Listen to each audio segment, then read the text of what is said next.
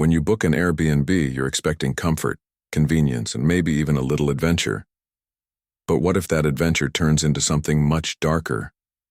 What if behind those cozy photos and 5-star reviews, there's a nightmare waiting to unfold? These aren't your typical travel inconveniences. These are real stories from real people who stepped into homes they were never supposed to enter. And what they experienced still haunts them to this day. These are 3 Airbnb horror stories you were never meant to hear. Story 1. The door that should have stayed locked. When I booked the Airbnb, it seemed almost too perfect.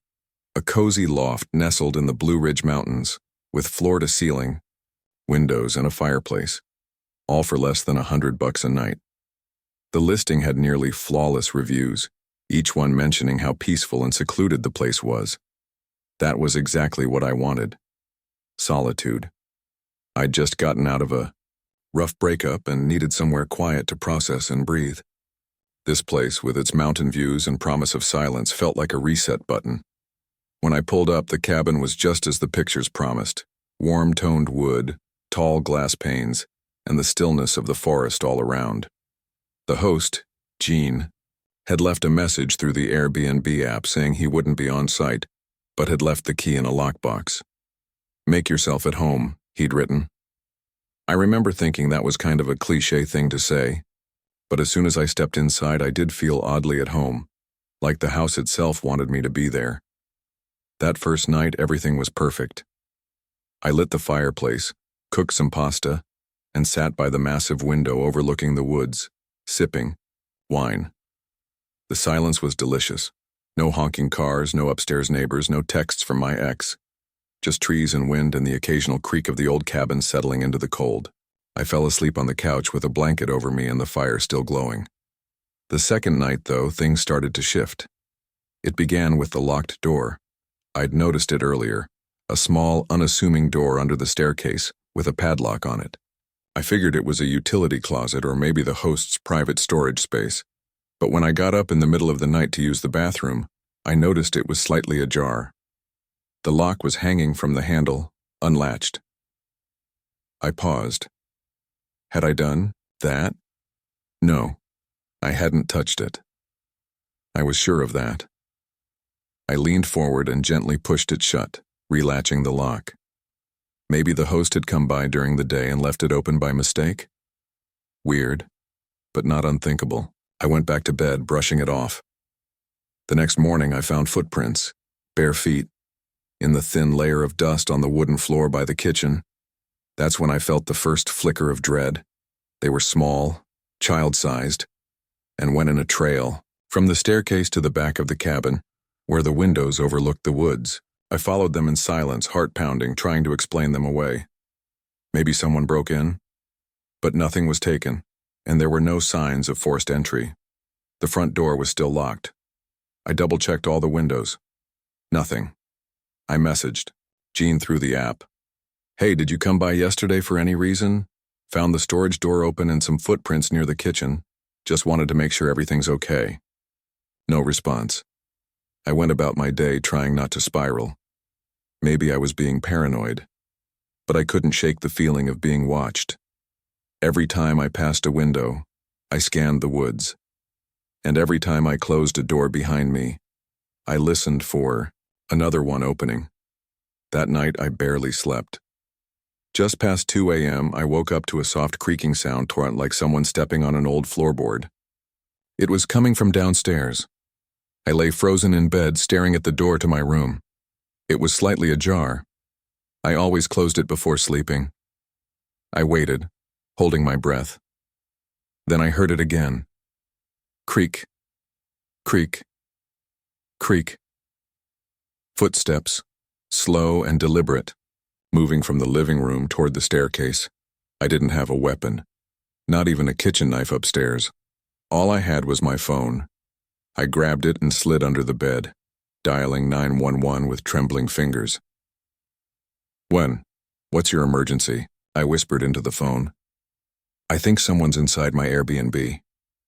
As I spoke, I saw something that nearly made me scream. From the crack under the door, 2 small bare feet stopped just outside my room.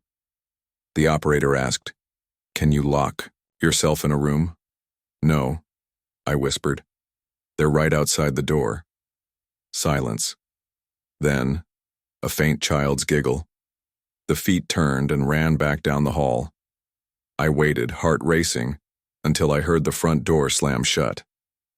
When the police arrived, they searched the cabin top to bottom. No signs of forced entry, no one hiding. But they did notice that the lock on the storage door had been snapped off. Inside that storage room was a small mattress, a flashlight, empty snack wrappers, and dozens of Polaroid photos. Photos of me, sleeping, eating, changing clothes. The earliest. One was from the night I arrived. The police believe someone had been living in that cabin, maybe for weeks or even months, hiding in the locked room, sneaking out at night. Gene was eventually contacted and questioned. Turns out he wasn't. Even the real owner of the cabin. The actual owner had passed away 6 months earlier, and the listing was still live because no one had reported it. No one knows who Gene really was, and the person who was living in the walls, never found. I deleted my Airbnb account after that. Story 2. The man in the mirror. I booked the Airbnb on impulse. I'd just broken up with my boyfriend, quit my job, and I needed to get away. Somewhere quiet, somewhere isolated, just me, my books, and the sound of nothing. The cabin was exactly that. A small A-frame tucked deep in the Oregon woods with glass walls facing endless pine trees, and not a single neighbor in sight. The host, Brian, messaged me the day before to say he wouldn't be there to greet me, but the key would be under a stone frog near the steps. I appreciated not having to talk to anyone. I just wanted to disappear for a few days. I got there around 5 p.m. The sun was dipping low, casting golden light through the dense trees. The cabin was beautiful, more modern than I expected. Inside was cozy but clean. White sheets, black, steel fixtures, wood-burning stove. There was no TV, no Wi-Fi, and spotty reception. Perfect. The first night I cooked pasta, lit some candles, and read by the fire. Around 11 p.m. I brushed my teeth and got into bed, exhausted in the best way. The entire forest outside was pitch black. It was so quiet it was almost loud, the kind of silence that presses in on your ears. That's when I noticed the mirror. It was across from the bed, an old, slightly cracked one, freestanding with ornate black wood framing. I hadn't noticed it before, which was weird, because it was massive. I remember thinking, why would you put a mirror there? It faced the bed, directly, which made me uncomfortable. I turned it slightly, just enough that it no longer pointed at me, and went to sleep. Around 3 a.m. I woke up suddenly, not because of a noise, just that eerie feeling, like your body knows something your mind doesn't yet. I turned my head toward the mirror. It was facing me again. I sat up, fully awake now. No wind, no movement in the room, just me. I chalked it up to not adjusting it well before bed. Maybe the floor was slightly uneven. I got up, turned it back away from the bed, and went to the bathroom.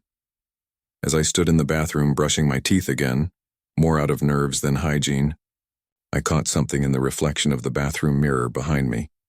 For a second, I swear, just for a second, I saw movement in the bedroom. I walked back out. Nothing. Stillness. Silence. I didn't sleep the rest of that night.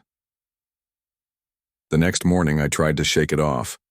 I spent the day hiking the nearby trails and journaling outside on the deck. It really was peaceful during the day. I reminded myself I was just being paranoid. I'd barely slept, and breakups always mess with your head.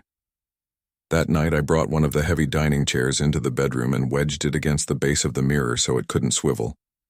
I even joked aloud, "Try turning now." Dumb, I know, but it made me feel better. At 2:47 a.m., I remember the exact time. I woke up to the sharp sound of wood scraping on wood. The chair had been moved. The mirror was pointed at me again. This time, I just stared into it. Frozen.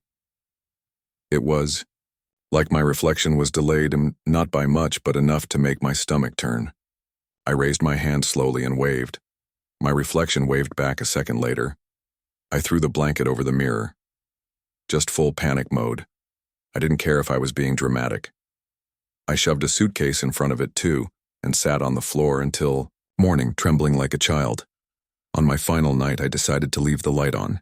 I was too scared to sleep in the dark, and the forest around the cabin suddenly didn't feel so peaceful. It felt watchful. Around 1:30 a.m., I heard knocking. Not on the door, on the glass wall. The huge glass wall that faced the woods. It was soft, barely audible, but it was there. I turned my head slowly. At first I saw nothing.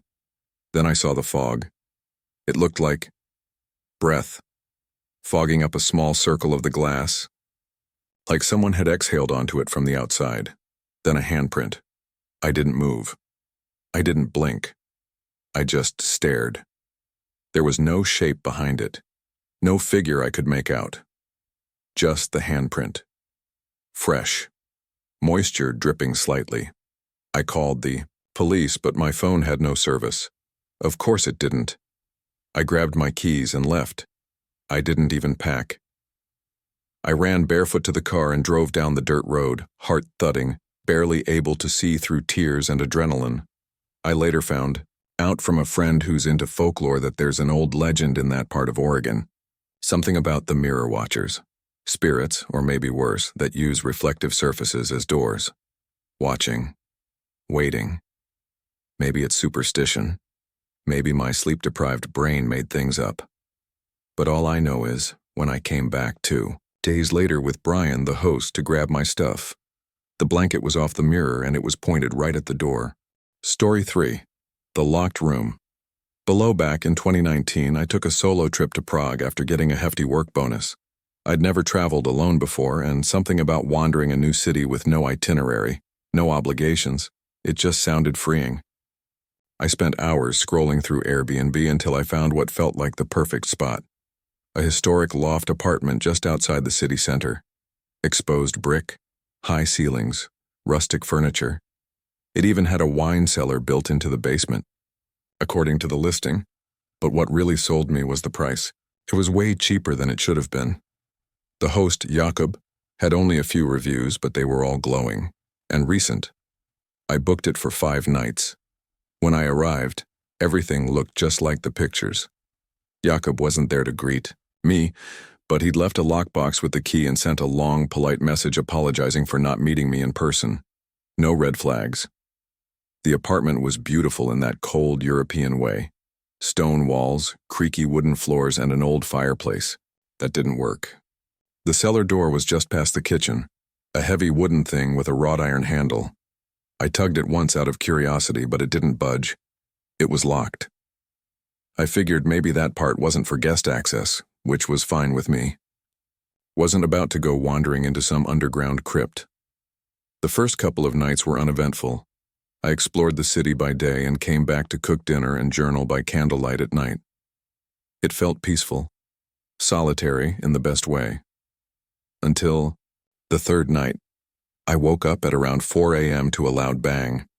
At first I thought it came from the apartment above me. Maybe a neighbor dropped something. But then I remembered. This was a standalone unit, there was no upstairs. I sat up holding my breath and waited.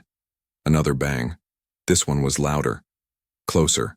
Like it had come from inside the apartment. I got out of bed and crept through the hallway.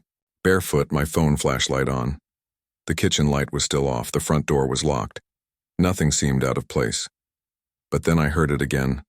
A low, deep thud. And it was unmistakably coming from the basement door. I slowly stepped toward it. The heavy wood looked older than the rest of the apartment. The iron handle was slightly shaking ever so subtly, like someone on the other side was lightly touching it. I whispered, "Hello?" And the sound stopped.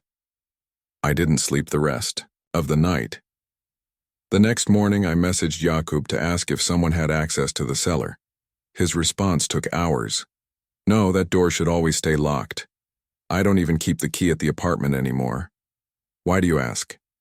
I didn't tell him everything, just that I heard a noise. He said it was probably the old pipes or the wood shifting, common in those older buildings, he assured me. That night I stayed up reading, trying to forget about it. I left music playing quietly from my phone just to break the silence. Around 2 a.m. I felt brave enough to walk past the cellar door again. I leaned in, ear almost to the wood. Nothing. I exhaled in relief. Turned to go. Then I heard it. A whisper. So faint I almost convinced myself I imagined it. But it was real. A voice low and crackly from the other side of the door. "I can hear you." I backed away slowly, eyes locked on the door. I grabbed my stuff, booked a hotel room for the next day, and planned to leave first thing in the morning. But the night wasn't over. At around 3:30 a.m. I woke up in a cold sweat. Not from a sound this time, from the lack of sound. The music I'd left playing had stopped. My phone was completely off. That's when I saw the light. A thin, flickering glow coming from under the cellar door. Like candlelight. And then, scratching.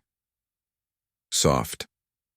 Repetitive, like nails on wood right beneath me, like someone, or something, was crawling around below.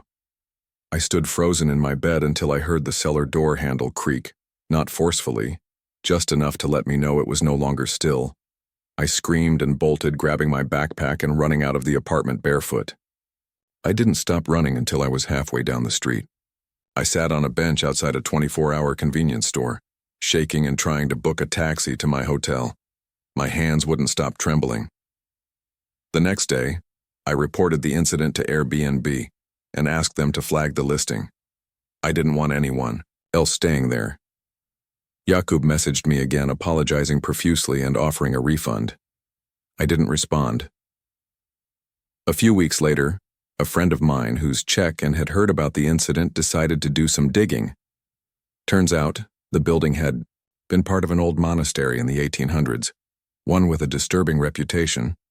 Rumors of monks who'd locked people beneath the stone floors, accused witches, heretics, anyone they thought was possessed. They would starve them down there, let them rot. The cellar was never meant to be opened.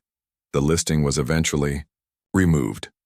But I still have screenshots of it, and sometimes I wonder, if I'd stayed one more night, would that door have opened?